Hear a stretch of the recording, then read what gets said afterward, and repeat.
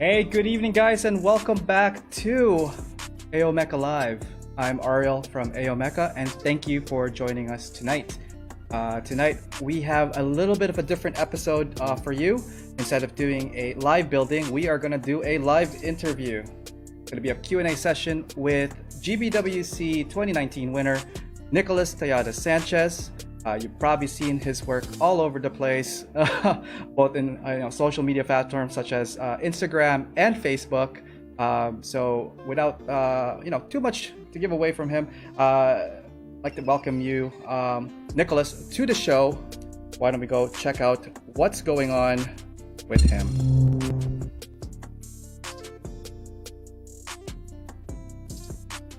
Oh, having a little bit of difficulty. You need to unmute. There we go. Hey, Nico, can you hear me? I can hear you now. Okay, great. How's it going? Hey, Ariel, how's it going? Good, good. Glad you could make it tonight. Thank you for coming. Oh, thank you for inviting me. Awesome.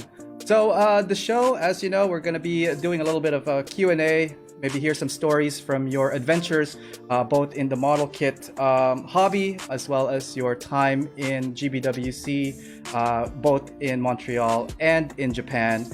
So first off, why don't we do a little bit of introduction? Can you tell us a little bit about yourself and about your hobby and what you like to do? Well, my name is Nicolas. I'm from Colombia, and I've been living in Canada for the past 11 years.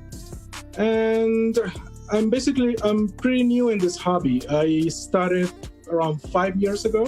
Nice. And I've been building Gunpla for like the past 4 years, maybe.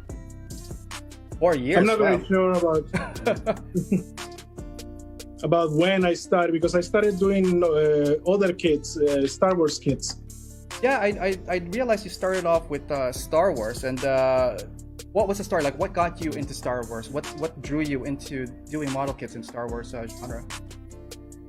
Well, I'm a huge Star Wars fan, and before I did anything like this, I used to collect action figures. Mm-hmm. But I realized that in my collection, I didn't have like anything from Star Wars, and that was like kind of weird since I'm a huge fan. So around when the Force Awakens movie came out, so they started releasing a whole bunch of Star Wars stuff again.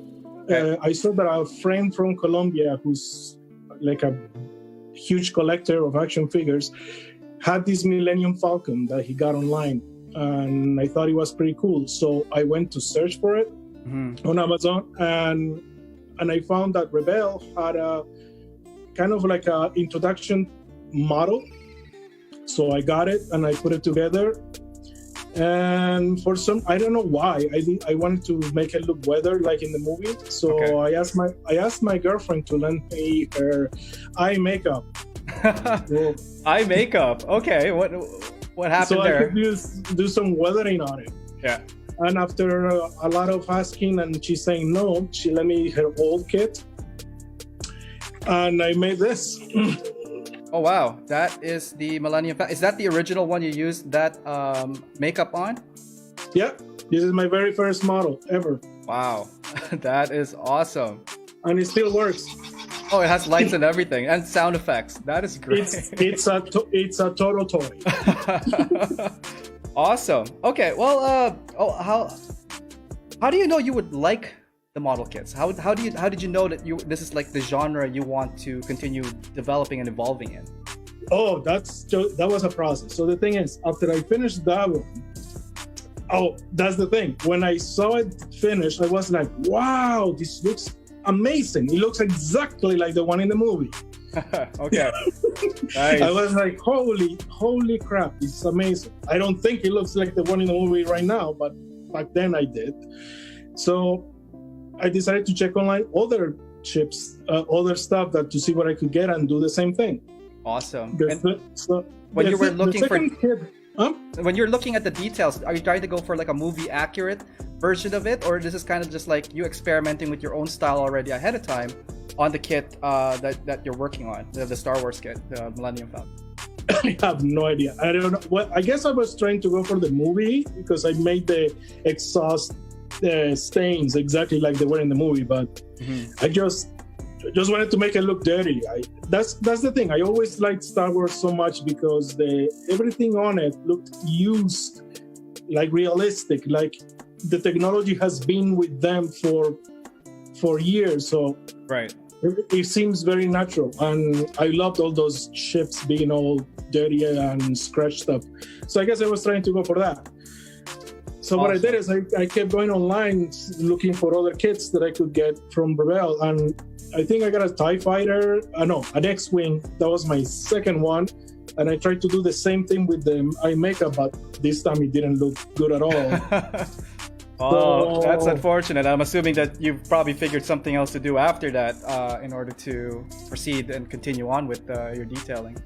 Yeah, actually, after that, what I did is I actually went online and started looking at videos on YouTube about modeling. I knew that was like scale models and stuff. So just to learn to see what it is, got really intimidated when I saw a lot of people using airbrushes and stuff. And I was like, whoa. Holy man. We will touch base on your medium in a bit. I got a couple of more questions here just to set up a little bit more of your history. Can you describe your first, I guess, Gunpla model kit? What was that like? What did you learn? What drew you into doing, the Mecha and Gunpla series? Well, that happened by accident. Actually, I had seen Gundam model kits before because I used to go to the stores looking for Star Wars kits. Right. And I remember I went to one in Mississauga, and over there was only Gundams everywhere. And I remember looking at them and I was like, oh, damn, there's no Star Wars stuff here. So you originally went there for Star Wars, but you walked away with like a Gundam kit? Like what happened? No, not yet. But no, because I was like, oh, no, this is not what I'm looking for. But by accident, some other time, I was in a local comic store here in Brampton. And in there, they had a Gundam kit. They had a high-grade Grace. Okay, and just to stop you with the Grace, I believe that is the photo of the Grace on the screen. Is that the kit that you mentioned? Oh, it is the one on the screen is the actual 1/100. Ah, gotcha. Okay, I knew the story. I mean, I vaguely remember the story was being a Grace. I thought I got the right picture. I apologize, it was the wrong one. But we will get the actual one. That is the actual. Oh, okay. It's a little bit more monochrome than I thought it was going to be. Oh, this was not even painted yet. What was it? Just like snapped together, or? Well, let me explain you this. Let me tell you the story. So when I got it, when I went there, I saw that they had this kit for like $15. So I was like, oh, that's interesting. Maybe I can practice weathering on it. By that time, I was starting to experiment more on other kits, other Star Wars kits, and I was actually kind of painting them now. Okay. So I went to practice on weathering on it. And when I put it together, and after I finished it, I was like, oh, this actually was pretty fun. So I decided to go back to the store and get a second one. So I got another Grace, a pink one. A pink Grace. Oh, okay. Okay. I think that's from, isn't that the captured one? It is one that has like a sticker with huge eyes. Right. Okay. And I put it together. And what I did is that I didn't paint, but I weathered on top of it. So it's on bare plastic, is weathering on top of them. So weathering has been your thing ever since you started into the scale models genre. Yes. Well, that was my goal, yes. Okay, speaking of model kit and genre, I know you've entered a whole bunch of competitions. Can you recall what was your first model kit competition and what kit you entered for that? Of course I can. It was the day I met you. Oh, is it? Oh, wow. Do tell me the story, please. It was the first Mecha Showdown. Okay. Can you describe what it was? Like, what did you bring in? What was the environment like? What were the people like? Like, what was your impression from your point of view? It was a totally first time for me. I went with a good friend of mine. Mm-hmm. I took, if I remember correctly, I took 3 kits. I took a Mark II RG, totally fully painted. I took a double Zeta something. I don't remember very well. I remember you putting a whole bunch of kits in there. Like I vaguely remember. I remember talking to you for a bit, but obviously by then we weren't just we weren't friends, and I didn't know much about you. So what were you hoping to accomplish by attending this competition? Oh, beat you. Oh, beat. And did you? No, I was just there for the experience. Okay. And I realized that going to competitions, it was so much fun, not necessarily for the prizes or anything, but the ambient of it, the whole socializing with people who were in the same hobby as you, and me being so new into this and having no friends who knew anything about this. Being there and being able to talk to people who knew about all this stuff was great. At the time, I didn't know much. I didn't watch a lot of the animes at the time. So a lot of the conversations that were going on, I'll be like this, like, what's going on? That is funny. Continuing on with the theme of competition. Do you remember the first time you placed in a competition? What was that like? It was in that one. It was in that one. Okay. I got second place with the 144 scale. Nice. And how did that feel? Like, what was going through your mind, your emotion when they said, "Hey, you just placed in this competition"? But it was funny because we were outside and they just let us back into the room, and I was like, "Oh, that's amazing! I placed." Awesome. That gave me a confidence to like, "Oh, I can maybe keep going on this and see how it keeps turning out."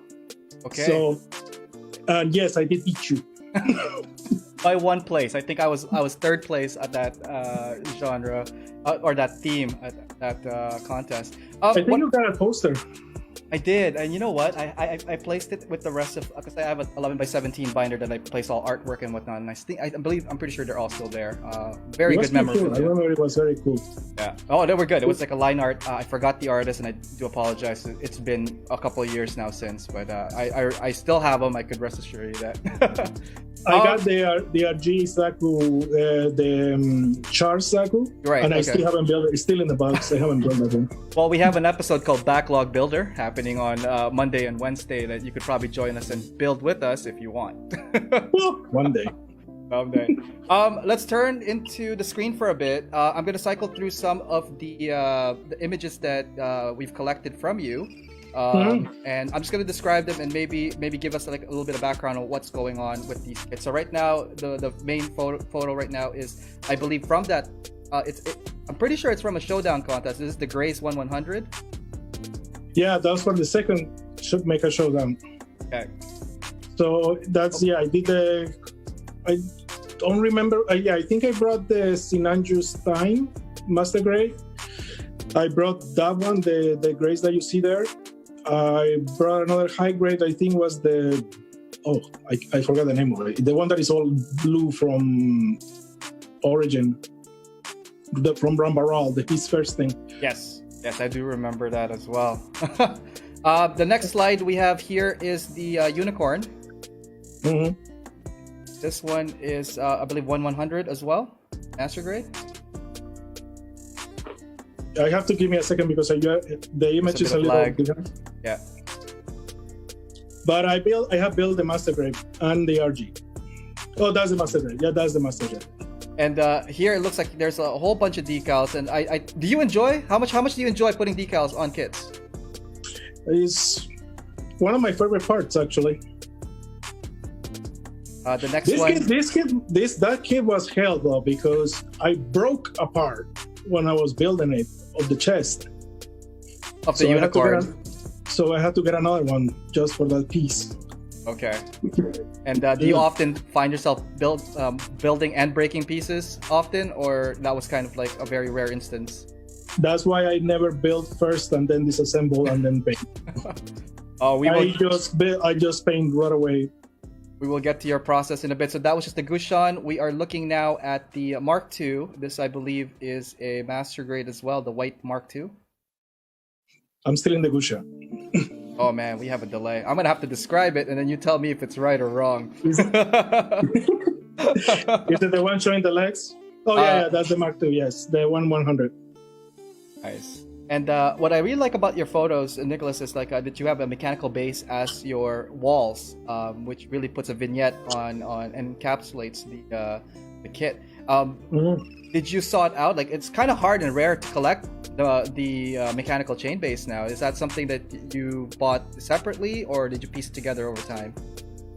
Pieced together over time. I first had one set, and then I was actually in Heroes World had a whole bunch of them once on sale one time that I was there, so I bought like 10. Wow, okay, collector much. No, that's good. I think two of them, I don't think I got them from you. I asked you if you had some, but I think the ones that you had, I already had them. So we couldn't use it for yours. Yeah, that is unfortunate. Yeah. I think I still have mine too, but it's not a full set, so I just never bothered using it. I got another set on, because I got them cheap on eBay, but on Amazon, no, it's impossible. Over there, it was extremely expensive. Got it. So we're just cycling through some of your images here, and while I'm cycling through that, I guess we don't have to talk necessarily of all the kits. People, I believe, can relate to what they are, and if they have any questions, please send us a message, comment, and we'll circle back to them. Just moving on with the rest of the questions I have here. When you're working on a project, when you're about to select a project, right from where you decide to get the kit, buy the kit, what type of things do you look for when starting a project or thinking of starting a project? Well, when I start a project, that doesn't necessarily start with me getting the kit. Usually I get the kit stays in the backlog for like a month or 2 months, and then I go and I pick it up. Oh, okay. What makes you pick it up? Is it the idea, or is it like the kit itself? Like, what's the driving force of like when you want to get a kit or want to start a project? Oh, that happens by me staring at the backlog for like 30 minutes. 30 minutes. You have a stop clock. And you just start looking like, maybe.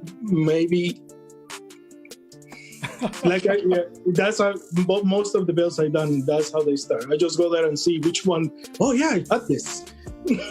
Oh, man. When you are engaged in a project, when you're starting a project, can you describe us your work process from the minute you thought of the conception of the idea of your project all the way to the final photo taking? Like, what are the steps you usually take? Do you have a formula, or do you have something that you tend to follow when you're approaching your project? Well, because of experience, it has changed quite a bit, like the process. Like, for example, the first time I tried building anything, I actually painted the entire sprue. With one color, or did you separate the pieces? No, like with one color. Then I realized that's a mistake. So I stopped doing that. Then I was just doing piece by piece. What I do now, because I mostly build master grades, what I do is I assemble the whole inner frame, if it is possible, and I painted it as the whole inner frame, as one frame. And after that, I just start building. Usually I start with the chest, continue with the head, legs, and at the end, the arms. Piece by piece, everything. So, but because painting the inner frame was taking so long, piece by piece, I just tried to see if I can I look at the manual, I go online to download to see if if this model can be built, just the inner frame. And if it can, even if it can be done, and then I'll just do it and I'll just paint it as one. As one unit, like, well, do you paint it piece by piece and then put it together as a figure, or do you build it together, then paint it and spray it? I put it together and then I painted it. Oh. By sessions, though, because I have to do one with the leg like this, and then I have to do one with the legs to it, so everything gets painted.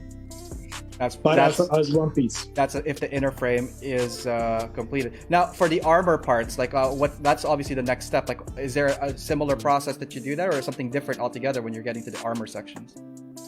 Just how the manual tells me to go on. Like, I just grab the pieces for example, for the leg, I put them all on the alligator clips, and I go by order. So sometimes I try to put the entire leg in pieces on one, so I go downstairs to paint in one throw. But sometimes there's too many pieces, so I have to do like 2 trips. Oh yeah, by the way, I paint in the basement, so. We're gonna get to the medium that you use. That one is actually very interesting, and I want to touch base a bit on that one.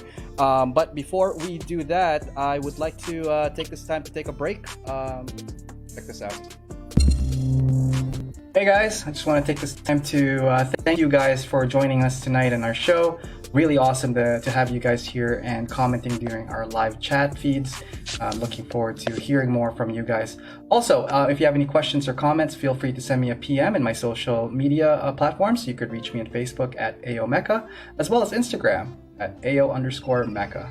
And if you have any interest in joining us for a feature, or if you have anyone that we want to recommend to check out and be featured in the show, please send me an email, and you can see that at the bottom right hand of my screen, aomecha.info@gmail.com. All right, thank you very much, and why don't we go back to the arena, check out what's going on there. And we're back. And no, it's not the arena. Yeah, we are actually in the dual mode. What I like to call is the feature mode, where we are joined by Nicolas Tejada Sanchez, model kit builder extraordinaire. And what makes him a little bit different than most modelers is actually the medium that he uses. Nicolas, I know, I've seen your style, I've seen your kits, I've seen you paint in person, and your style is very unique in a way that you use predominantly spray cans as your medium. Yep. Can you tell us a bit about the history of why you chose that route, what got you into it, and maybe a little bit of tips and tricks on how to use the spray cans? Well, that basically was one of the things that I saw when I was learning about the hobby. I saw people using them on their kits. It's usually right now I use the Tamiya ones, but before I started using when I started painting it, I was using the testers rubber cans. Those weren't that great. Well, at least they didn't work that great for me. Mm-hmm. And the way I discovered the Tamiya one is because I was at the hobby store where I usually get my paints, and the owner, he just told me, "Oh, you should use these ones because the nozzle is great and the paint the lacquer goes smooth with just the coats."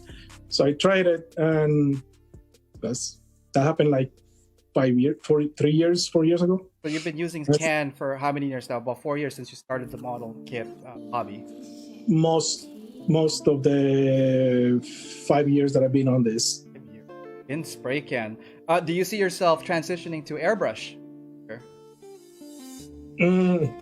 I want to. The thing is, my setup is not great for airbrushing. That's the problem. Because I paint in my basement. So what I do is I work on my table here, where I have it in front of me right now. But when I paint, I go downstairs. I paint and then I bring everything upstairs and I put it together here. Either clean bill or weathering, everything I do it here. Because downstairs is the basement, but it's not properly set up for me to stay there more than the 15 minutes it takes me to do a paint job thing. Because airbrushing takes longer and everything. Yeah, there's a bit of setup involved, cleaning up the tools, replenishing the color. There is a bit of a process involved in that for sure. On top of spray can, another distinguishing feature that you use with your model kit is your attention to the weathering details, the scratches, the rusting, and all that stuff. Can you explain to us a little bit of what your approach is when you are doing a project that you want to rust or weather moving forward? Well, that's been a process of learning a lot. Like I said, if you look at this one, that was one of my first Gundam that I weathered. When I look at it, it has gigantic strokes and the scales are wrong. It's been a process since I started on how I do it right now. And again, by watching tutorials a lot. And that's to the techniques that I use and everything. Why do I like to weather, or what do I want to accomplish? Is like I said, I like everything beat up. I like everything that has been exposed to the elements a lot, not so clean. So that's why I tend to go heavy on the weathering, because I want it to be noticed that it's weather, that is old. But at the same time now, what I try to do is that it keeps also the scale. Right. So it's not just doing gigantic spots of rust or streaks for the sake of them. No, I have to think now also on how big they are, how big the chipping is going to be, especially if this is a robot the size of a building. So that's now things that I start to look more into, aside from still trying to make it as weathered as much beat up as I can. Now, with weathering, do you find that like you also would prefer clean builds, or like, how do you decide if you're gonna weather it or put a clean build as your finish? I like doing both the same. I have more clean builds actually than weathered ones, because the weathered ones take longer and clean builds not necessarily take a very long time.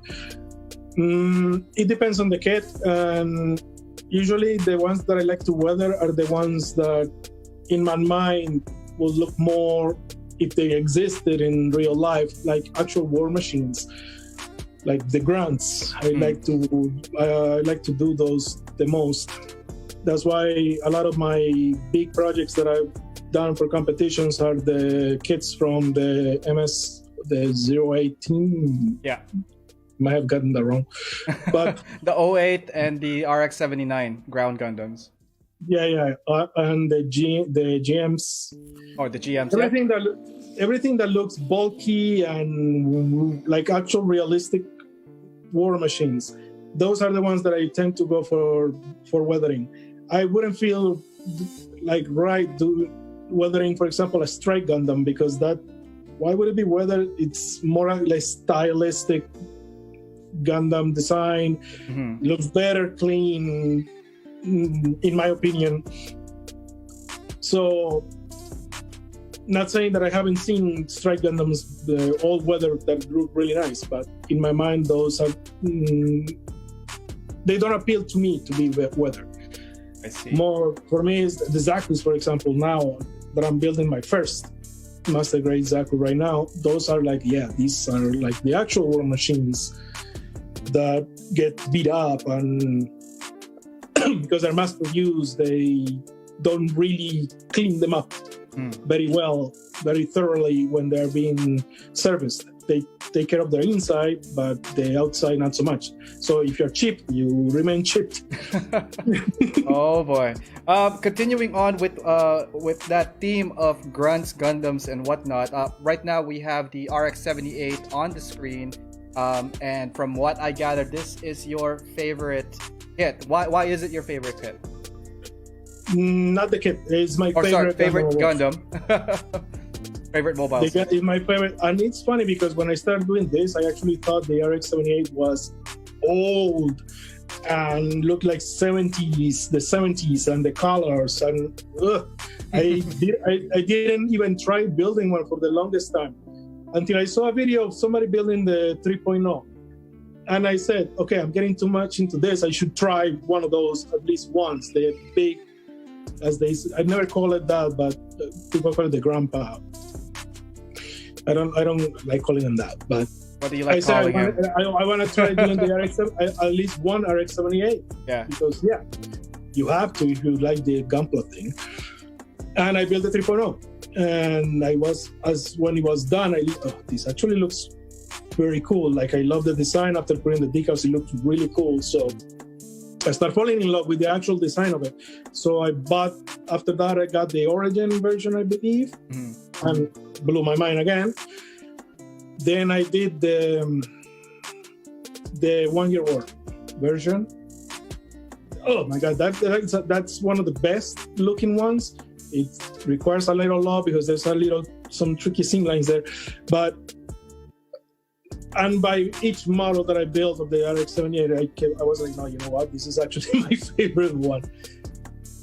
And the thing is, that's a Gundam that I think looks amazing, clean build, but I wouldn't mind doing a weathered one. I haven't done one yet, but I'm planning on doing a weathered one as well. Nice. All right, let's step back from talking about Gundams for a bit and let's talk about some social stuff. You seem to be popular with everybody. Why is that? What do people get drawn to you? Tall question, huh? You make it sound like I have a gigantic group of friends. It's only like you, like the. But I don't know. We have fun when we get together for.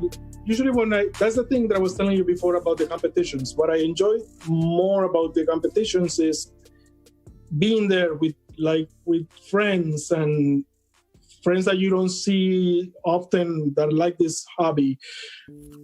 I had a lot of fun the last time I was in Montreal. That was amazing. Not necessarily because I won, that was great as well, but I remember it more it's because, for example, when we went out before the finals, we went all together at night and we went for drinks. Yep. And we were tipsy, but we were still talking about how frustrating the model modeling can be, on how the totally gets on our face. Oh boy, we have lots to start. That's a different segment altogether. Now let's switch to the topic of GBWC Montreal. Here you placed first on the 2019 Eastern Division of Gunpla World. Wait, hang on, I'm gonna get this right. GBWC Gunpla Builders World Cup 2019. Well, too many letters there for you? I know, a little bit, right? Sometimes I stutter. I get choked up a little, when I'm talking to someone famous like this guy over here. Relax there. So many jokes. Just pop into my head. I know, right?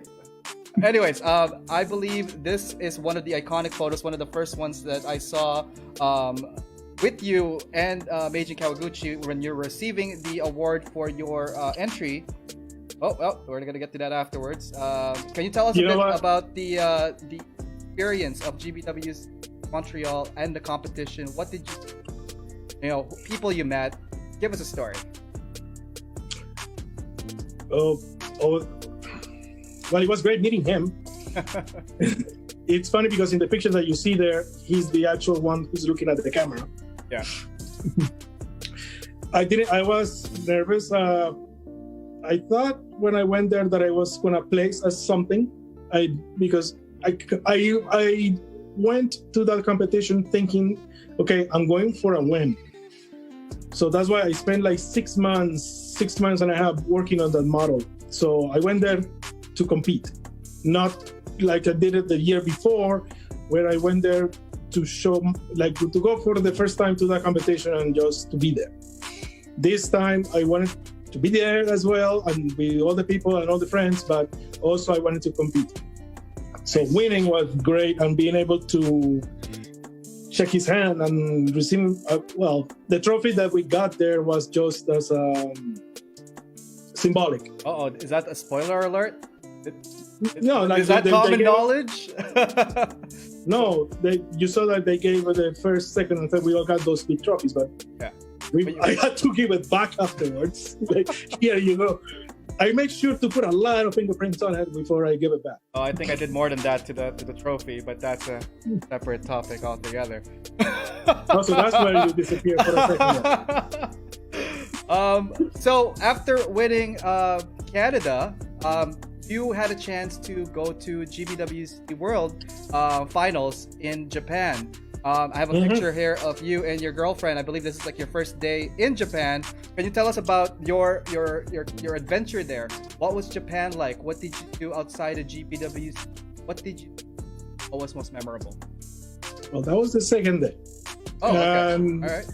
What we did is that I was there for from Friday to Monday. So we were gonna have one day, me and my girlfriend, to go and just explore Japan. Okay. But we had to go and see the Unicorn Gundam in the morning first, because I couldn't wait. They said, just wait until the competition day. You're gonna see it a lot because you're gonna be there. And I said, no, I want to see it now. Nice. So we went there in the morning, and then we just went all over as much as we could in one day. That photo that you saw there is in Shibuya, I believe. Yeah, the crossing. And we have a photo of that unicorn just a little bit further down the slide. I'm just passing through here. It looks like you have a postcard here for side 6. Side 6. Can you tell us a bit of Side 6? Oh, it's a great club. Yeah?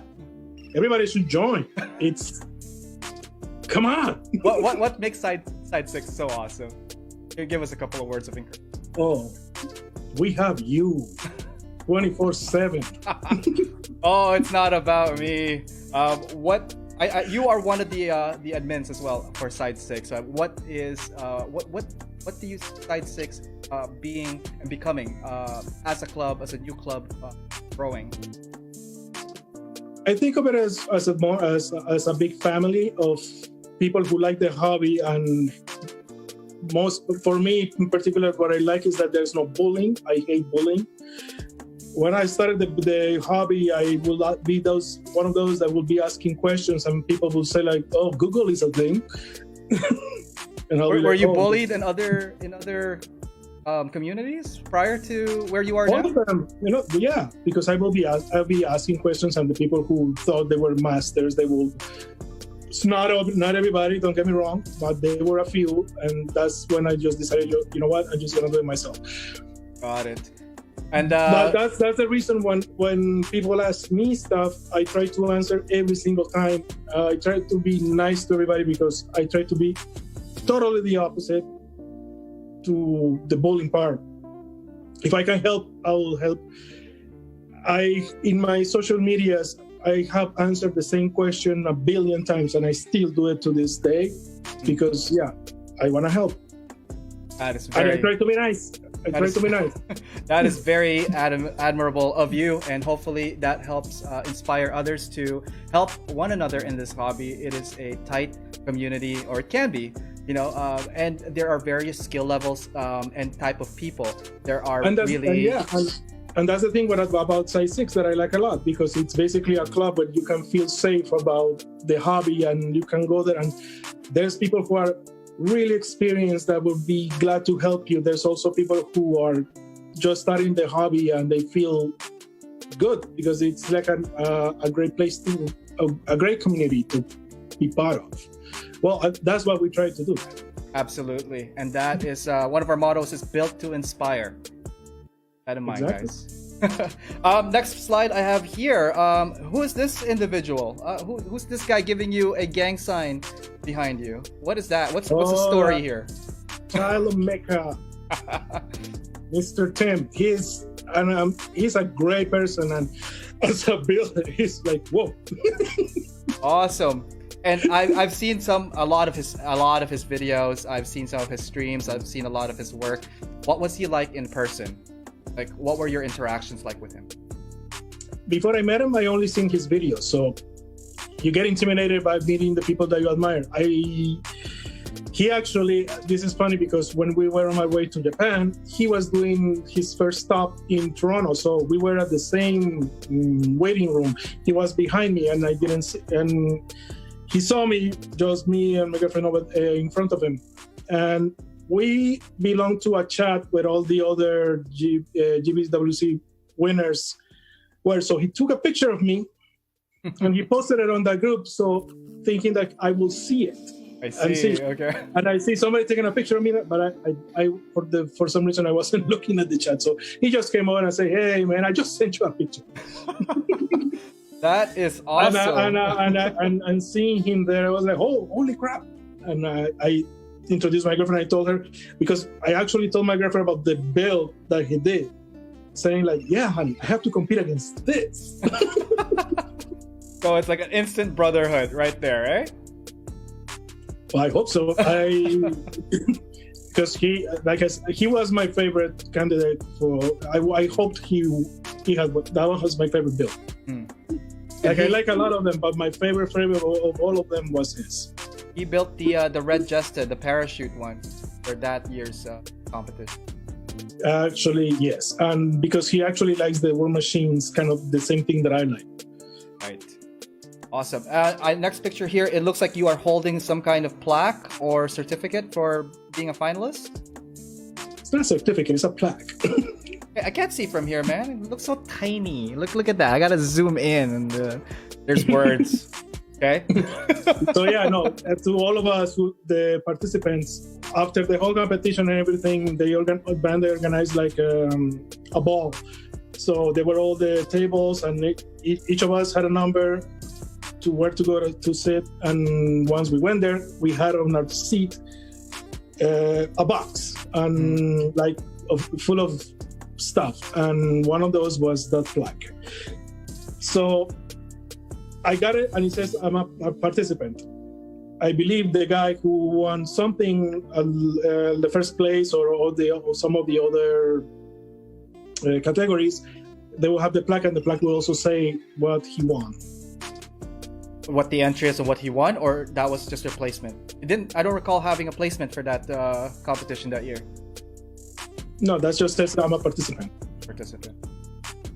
Okay, so there was a couple of photos of you in Japan, but right now we are on screen for your winning kit, the modified Easy 8, modified to the T. It has a platform.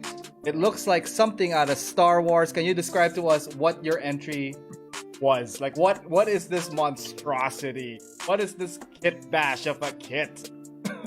What's funny is that I have changed the name of it many times when people ask me about it. It's called One Final Mission. I have called it One Last Mission. And it is true. What you're saying is true. When I started doing it, the concept that I had was to make a Gundam that looked like the Millennium Falcon.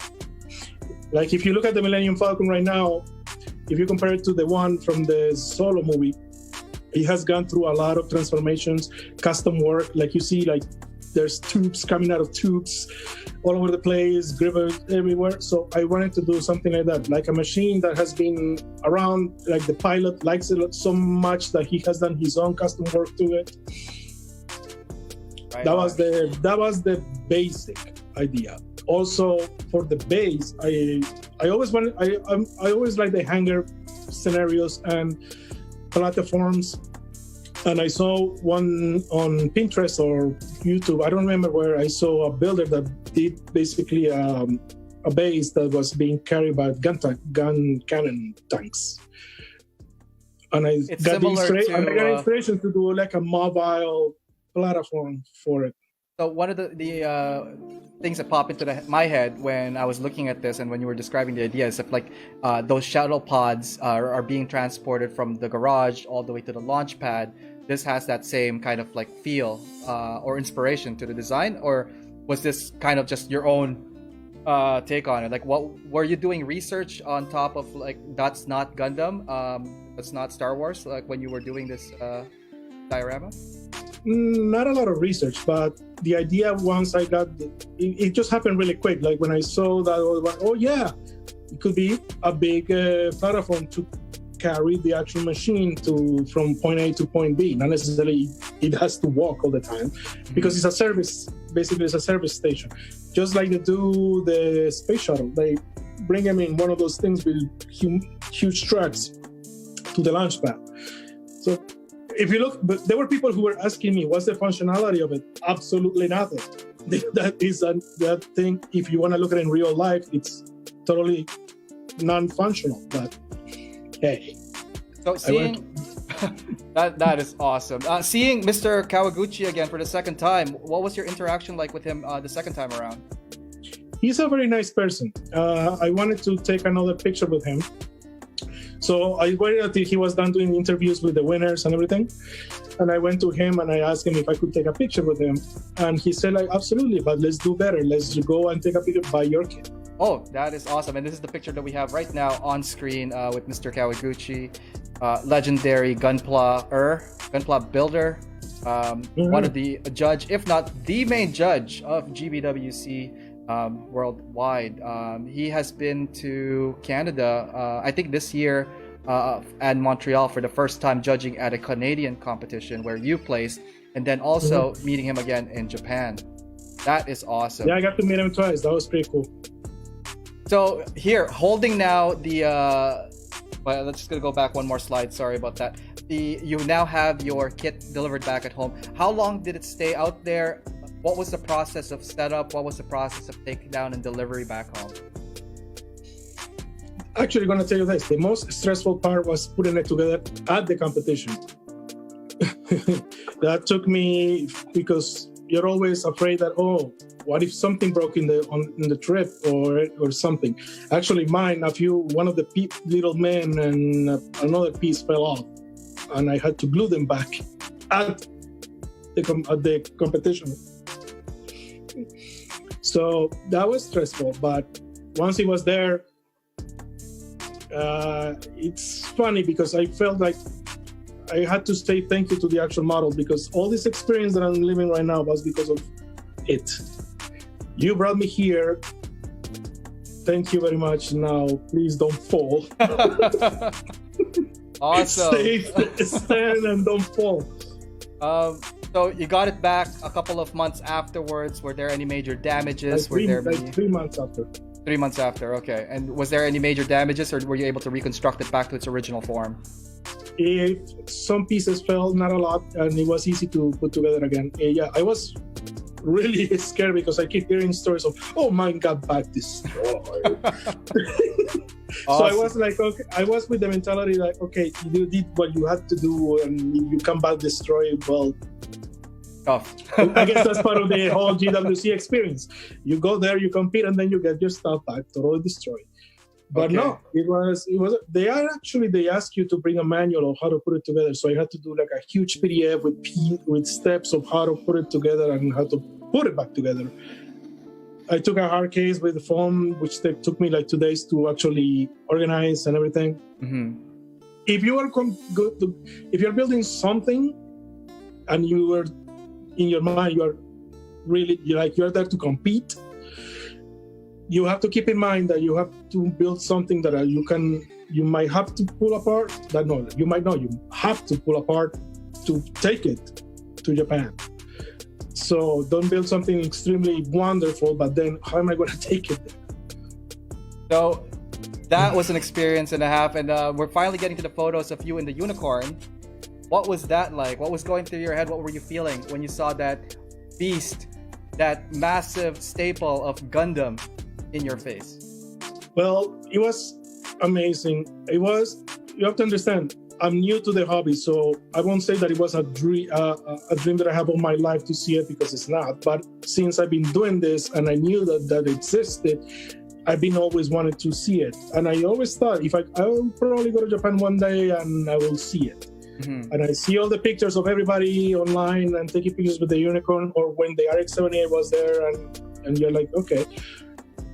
When this happened, and I got the opportunity to go there, and not only go, but in an event related to the actual statue, like this whole thing, It was surreal.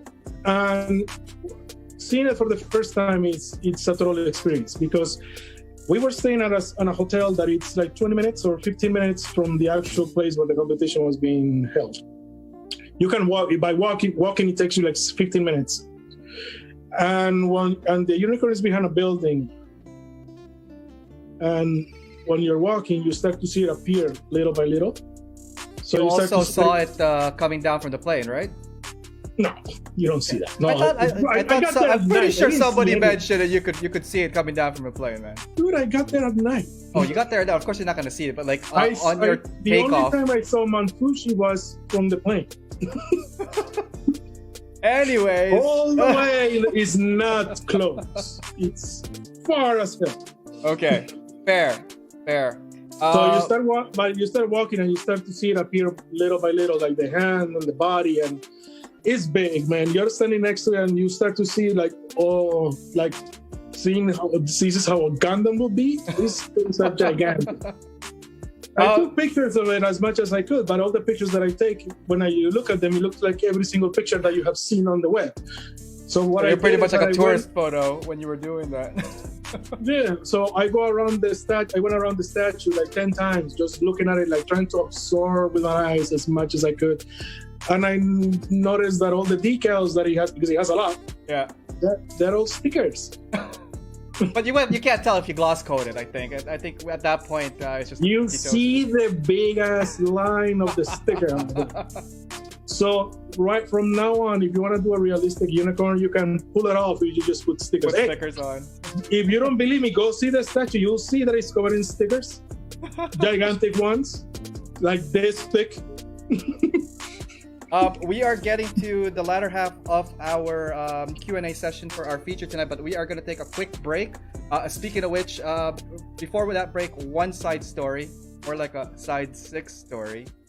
We knew that Nico was going to go to Japan, and myself and Andrew and Nico was coordinating a quick design t-shirt, which is on the screen right now.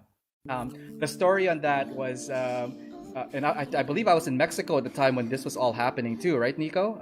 Yeah, that was the reason that we didn't come to Japan with me when I invited you. So Nico invited me to Japan, and it was kind of like a fun bet, saying like, "Hey, Nico, if you win here, you go to Japan, I'll go with you."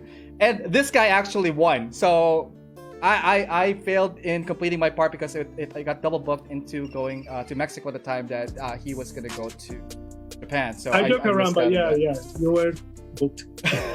So the story with this shirt here is we were trying to get a t-shirt made and delivered to Nico before, literally night before he left for Japan so he could represent Side 6 in Japan, but we ran out of time. These photos that we have on screen next are posts, so that you have already returned from Japan and you got the t-shirt for Side 6. It looks amazing on you, by the way, and yeah, like Side 6 represent, Nico. Well, the funny thing is that when we were doing the competition, and when I appeared on the TV over there, I tried to do the Side 6. Yeah, he gave a gang sign for like that. And it looked like I was totally doing gang sign. Especially because it's backwards, so he just like I'm there. Oh my god, gang signs everywhere, man. That's what I'm talking about. Okay, we're gonna do a quick break, and when we get back, we're gonna do a couple of more questions, some from the internet and some from the social media. Stay tuned after this quick break. Hey everyone, hope you're enjoying the stream so far, and thank you for tuning in. Now, if you're into Gunpla and Mecha as much as I am, or would like to know more about Mecha and Gunpla in general, I'm actually part of an amazing online community called Side 6. All the information you'll need to find Side 6 will be part of the description of this video. You could check us out at facebook.com/groups/Side6, on Instagram at Side6_Mecha, and for any future information or news, you could check out our website at www.side6.club.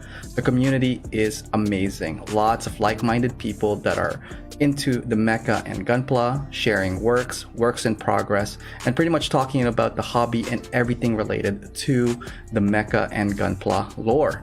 So hopefully you get a chance to check us out. We're always open to new members of all skill levels. And yeah, let's just keep getting the community moving forward. All right, thank you for that. And why don't we go check out the arena, see what's going on there. And we are back. If you are tuning, we are here with Nicolas Tejada Sanchez, WC center, and a close friend of mine. Gotta stop interviewing friends. Like, I have so many stories that I'm withholding and are quite juicy, but that will save for maybe towards an end of year. That just happened. End of year thing. But in regards to juicy, I have a couple of questions here. They're from various social media, and I'm just gonna fire them off to you, and let's see how far we get. Let's see here. What was it like seeing the world entries at GBWC? Well, first of all, those builds were amazing. And one thing that I noticed is that my actual build was the smallest one of them all. So I was like, oh, look how tiny I am. But being in Japan was a gift, was an extra for, and just the experience. I was there for the experience. And once I saw the competition, you're like, oh. Nice. Okay. Nice. Because they were amazing. Like I saw amazing things there. Like one of my favorite ones was actually from the guy from Italy. He did this tank diorama. Like, wow. Mm-hmm. Seeing it close because it's gigantic. It's humongous. And it's amazing. All right. That's awesome. Like, yeah, there was a lot of Team's build was great. There was a lot of really good builds from the photos, and hopefully we'll do a session of the GBWC 2019 recap of the entries, because I think I want to do a segment kind of like recapping some last year's entries, because we don't have GB this year in prep for next year's potential competition. The next question is coming from Instagram. This is from Gunpla Razi. He is from GTS, and shout out to GTS, Gunpla Talk Show. Those guys are amazing, and if you get a chance, check them out. They go on, I believe, on Fridays, 8 p.m. Yeah. I know this one, Central Time? Something like that? I totally screwed that up, I'm sorry. GTS, Gunpla Talk Show, check them out. The next question here, his question from that is like, what is your favorite Star Wars movie? Oh, my favorite Star Wars movie. Of the old trilogy, I really like The Empire Strikes Back. I really like this. The one that I don't watch much is the first one. And the Return of the Jedi, I always keep the Hobbit, the Ewoks, because they piss me off. Nice. Well, I love Ewoks. I just can never finish one. Oh no, I love them all. It's just that you have to understand. I have seen each one of them like 100 times. So now there are things that okay. There we go. Awesome. So from the old ones, The Empire Strikes Back. From the prequels, I really like the third one, the Revenge of the Sith. Revenge of the Sith, okay. From the new ones, the ones that just came out, I really like the first one. The Force Awakens is really good. I like that a lot. The middle one. And what do you think of the last one, the final chapter of said trilogy? But it doesn't piss me off as much as what people think. The look thing, okay, that happened. But it's just that, why are they at that casino planet? That's such a waste of time. And what, the whole movie's a race? No. All right, next question here. And the last movie was, all right, it was just forced. But I really like Rogue One. Rogue One is one of my favorites. Really good. I have watched that many times, and Solo is okay. Nice. Moving on to the next question, Nico. What is your wish for the next Verka version Haruki kit? What design, what kit would you like to see in it? Well, not necessarily has to be on a Verka. I would love a 2.0 Ground Gundam, the RX-79G. That kit needs to have a new version. Come on. I'm tired of building the old one. It has screws on it. What screws make it go faster? No, it ages way too quick. But that I would love to see with the big backpack and everything, like a version 2.0 of that. That would be amazing. I would love to see as a Verka a new RX-78, for example. That one, the original Verka, it's old. It's super old. Yeah. In terms of, I was looking forward for the one that most people thought was gonna be the new one. One like the yeah. I don't know nothing about that series because I mostly just watched the UC timeline, which I've seen a lot. But G-Reco is UC timeline. It is? Yeah. No. Then no. Is it? Okay. I'm messing with. I don't really know. I'm also misinformed of G-Reco because I couldn't get past episode 8. For those who have seen G-Reco, please comment below what you guys think of that. I have only seen from the side story, from the alternate universe. I have only seen full that I actually like is the 00. Yeah. That one I liked a lot. The movie not so much. I tried watching Seed and I couldn't pass the first episode. Sorry. It's not for everyone. To everybody who likes it. all the seedlings are gonna come after you now. No, I say I'm sorry. No, that was just me. Okay, next question here. What do you see the future of the hobby and the model kits are gonna be like? Okay, what I see now is that the Japan culture of this is gonna start to merging with here in North America. That's one of the reasons I think a Gundam movie is being made. And that's why Bandai is being all keen on making it right, because they want to open that to this side of the world. And if you look at all the Skyrim movies, there was hints there that they want that to happen. Like you see in the Skyrim 2, there's a unicorn statue there. Pacific Rim. What did I say? Yeah, Pacific Rim.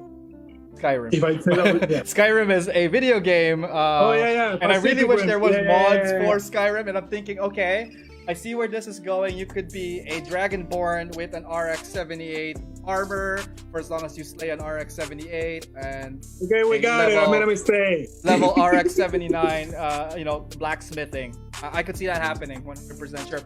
Pacific Rim, Ready Player One are two of the newer movies that have the live action adaptation and cameo of said Gundam.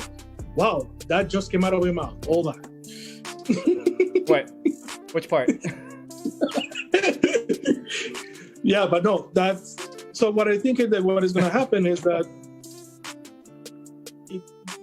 that culture is going to merge here a lot, and Japan will start. For example, I believe in the following competitions, because I think the way the GWC is judged, they still prefer the style of the everything that is done in Asia, basically, not so much of what we do here. I mean, how can I explain that? Like, maybe here we still like the realism, or this is how I see it, not necessarily how it is. We like realism in our builds, and over there they like more the fantasy and other like almost stuff. Surreal, borderline, like really like outstretched fantasy, sci-fi, cyberpunk, if you will, kind of feel, fantasy feel. Or more culturally located, because for example in the last competition when I was there were a lot of samurai build type builds, so, and that's for example something that will never cross my mind to do. So I think it's going to reach a middle ground between both, how both cultures see things, and it's going to grow from there in God knows what. Right. Well, we'll see how it goes. Exciting. It's going to be exciting. Yeah, 2021 GBWC. Are you planning on entering GBWC 2021 now that there's an extra time for it? I have an idea for a build now. I'm actually working on it. I don't know. Probably not, because it's going to take me forever. Okay, one more question here. What kind of advice would you give to people just getting into the hobby? Okay, so the advice that I will tell them is that don't feel disappointed if people tell you that your build is not great, because this is the thing. You build something, and if you think that what you build is great, then it's great. Okay. If you great, then it's great. Don't let people who bully you or try to trash whatever you do bring you down. When people give you advice and it's like constructive criticism, be open-minded to it, of course. And if you like, and always build and try to grow, like try to get better, and because not everybody started this hobby being excellent, but don't stop building because you got negative feedback, or because a lot of people do that. They get scared and they just, you know what, I'm not good at this, so I'm just gonna quit. A lot of people, for example, that write me on social media, they say, oh, I wish I was as talented as you, and all I can tell them is that, oh man, I got, and even right now I think of myself like, as a student, I'm still learning a lot of stuff, but I got here because I try to push myself into be better and to learn from others and all this stuff, not giving up. Anybody can be great at it. You just need, if they like to, just don't let the negative factors of what this hobby can bring, like change your mind about it. I hate bullying, and so I always try to be against that. And build, man, come on. It's fun. It can be frustrating, especially when a little piece falls into the floor and it disappears. What do we call that? The black hole? And you go on force all over the house. looking for it. All But right. it's great. Oh, well, no, thank you for that. Okay, we're approaching the final part of the show. Nico, this is more of a question for you. Where can people find you? What type of social media platform do you tend to engage on? Maybe give us a little bit of information of how to reach you and where to find you. The Instagram and Facebook. Those are the only ones that I am right now. Basically, Instagram, I believe, is Nico Tejada 78. Before it was such a long name. And we changed it right now on your screen, so that is your Instagram, and the links to your Facebook social media as well is. If you look, and I have a Facebook page, and basically, if you type my name, Nicolas Tejada Sanchez, you will see it will appear my actual Facebook and my page. I don't post a lot of stuff. I only post memes on my Facebook, so that's why I don't accept many friend requests on it, because I don't basically use it much. But I engage people a lot on my page and also on the groups that I post on. Like Gunpla Network is one of the ones that I go to. Site 6. Those are and I interact with a lot of people mostly there, and also a lot of my Instagram. So you can find me there, basically on those two. I'm planning to do videos in the future, like not like these kind of videos, but maybe small tutorials or just features of the builds that I've done in the future, or little tutorials, but that's still in the future sometime. Awesome. Well, no, thank you for that. And Nico, thank you for joining me tonight. It is very much a pleasure having you on the show tonight, and hopefully Thank you for inviting me. Thank you so much for inviting me. And I hope the people out there watching also enjoyed and get a little bit more of who Nico is, what GBWC, like what this hobby is about, and all of that. Nico, thank you very much, and we will talk to you soon. And join Side 6. There we go. All right. Okay, so that was the Q&A interview session with feature guest Nicolas Tejada Sanchez. Check out all of his social media accounts and information on the comment below. Again, thank you guys for watching, and if you like the streams, I do stream Monday, Wednesday, and Saturday at 9 p.m. EST, going live on Facebook Live, and uploading as well the videos from these live shows to my YouTube channel, and I will put the link below. Again, so from myself to you guys, hope you guys enjoy the rest of your Saturday night, and we'll catch you next time. Have a good one.